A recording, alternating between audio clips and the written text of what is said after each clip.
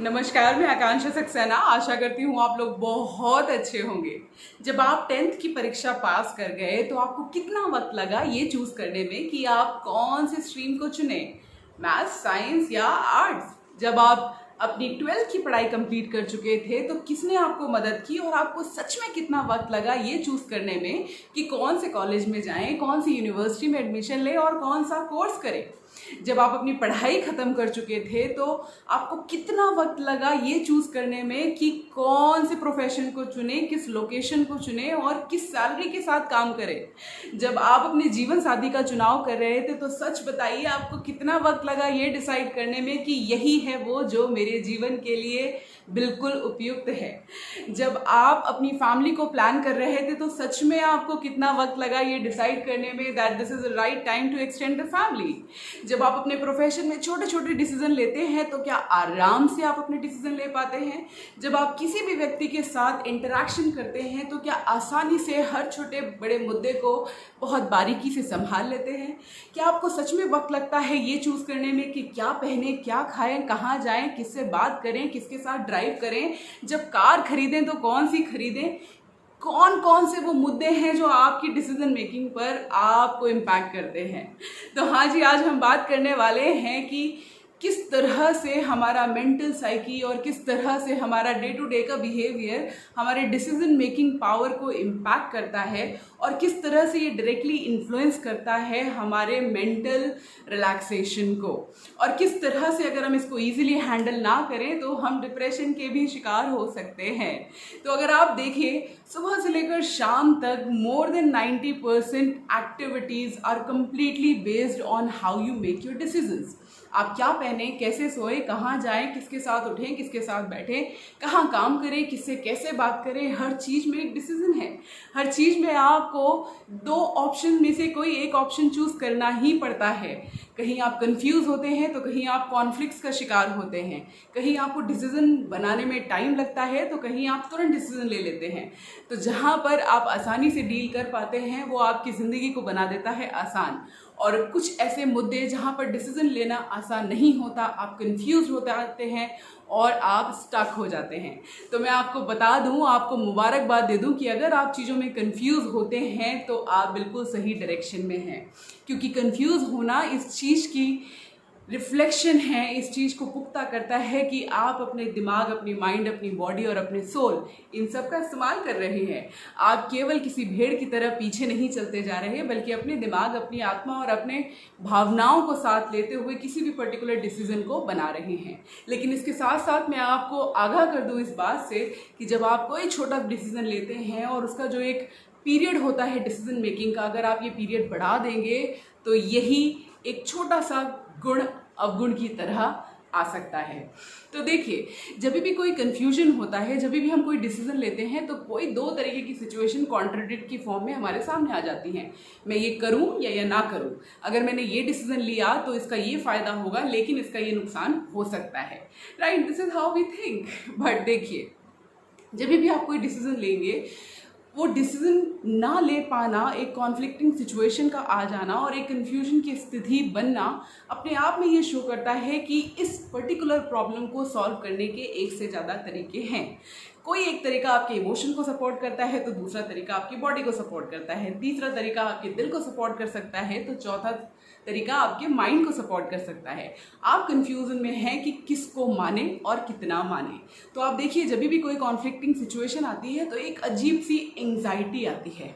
Anxiety is always good.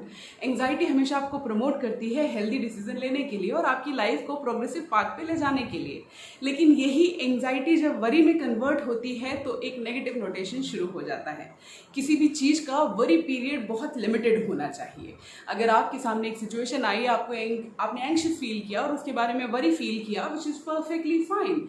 लेकिन अगर ये वरी पीरियड आपका प्रोलॉन्ग होता गया, आप एक डिसीजन के आप जो एक चिंताओं का फॉग है, अगर आप इसको क्लैरिफाई नहीं कर पाए, अपनी अनसर्टेनिटी को क्लैरिफाई नहीं कर पाए, अपनी फियर, अपनी एंग्जाइटी को दूर करके किसी एक रास्ते को आपने नहीं पकड़ा, तो ये वरी पीरियड बढ़ता चला जाएगा। जितना ये वरी पीरियड बढ़ेगा, इसका मतलब है ये आपको स्ट्रेस की तरफ ले जाएगा।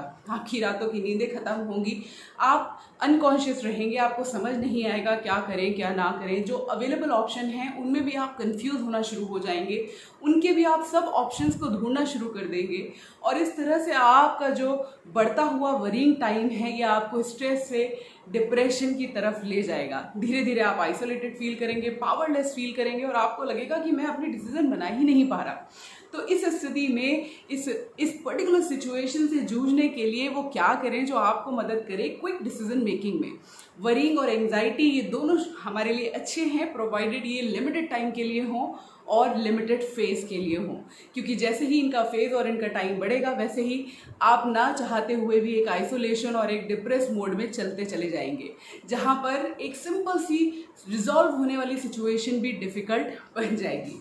आई hope you are getting my point. तो ऐसा क्या करें जो आपको मदद करे फटाफट से अपने डिसीजन को लेने में, आपके कन्फ्यूजन्स को खत्म करने में और आपकी डिसीजन मेकिंग को क्लैरिटी के साथ लेने में। First thing first, accept where you are.